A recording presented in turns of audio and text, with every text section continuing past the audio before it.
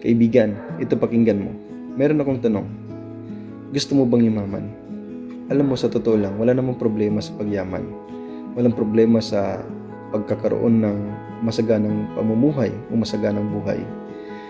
Ang kailangan mo lang ay ang mag-ingat. Alam mo kung bakit? Dito sa Aklat ng Mga Ngaral, chapter 5, verse 10, ay may sinasabing ganito. Siyang umiibig sa pilak ay hindi masisiyahan sa pilak. Maraming tao ang ganito ngayon. Yung iba nasa posisyon pa sa ating gobyerno na silang mga nagpapayaman dahil sa kanilang pag-ibig sa kayamanan. Ang mga umiibig sa pilak, umiibig sa pera, umiibig sa kayamanan ay gusto pa nilang yumaman. Nung una, kunti lang ang kanilang kagustuhan. Pero nung naabot na nila ang kanilang kagustuhan, may bago na namang desire na gusto pa pala nilang mas malaki pang kayamanan.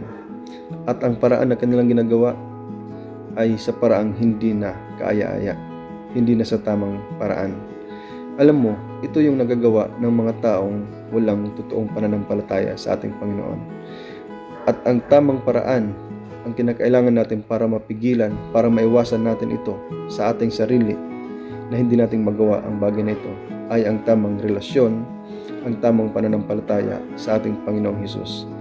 Sapagkat ang sabi dito sa Book of Matthew at Timothy chapter 6 verses 6 to 8, ang sabi ay, datapwat ang kabanalan na may kasiyahan ay malaking kapanginabangan. Kung ikaw ay may pananampalataya, mayroon kang kasiyahan, mayroon kang pagkakontento, at ito ay malaking kapanginabangan. Ang tao pala ay maaaring makontento sa isang bagay sa kanyang kayamanan o kung anuman ang mayroon siya, kung siya ay may totoong pananampalataya. Ang totoo niyan, ang sabi sa verse 7, sapagkat wala tayong dinalang anuman sa sanglibutan at wala rin naman tayong mailalabas na anuman. Verse 8, ngunit kung tayo'y may pagkain at pananamit, ay masisiyahan na tayo doon. So meron tayong kasiyahan pala kung tayo ay mayroong totoong pananampalataya sa ating Panginoon. Ito ang tanging paraan na pwede nating panghawakan upang hindi natin magawa ang kagaya ng mga taong ganid sa kayamanan dahil sa kanilang pag-ibig sa kayamanan. Kung ang ating pag-ibig ay hindi nakafocus sa mga bagay sa sanlibutan, kundi nakafocus doon sa ating Panginoon na siyang ating tagapagligtas. Kasi alam natin na ang mga bagay dito sa sanlibutan ay mayroong katapusan. Subalit tayo na mga mananampalataya ay nakafocus doon sa mga bagay sa makalangit at hindi lamang sa sanlibutan.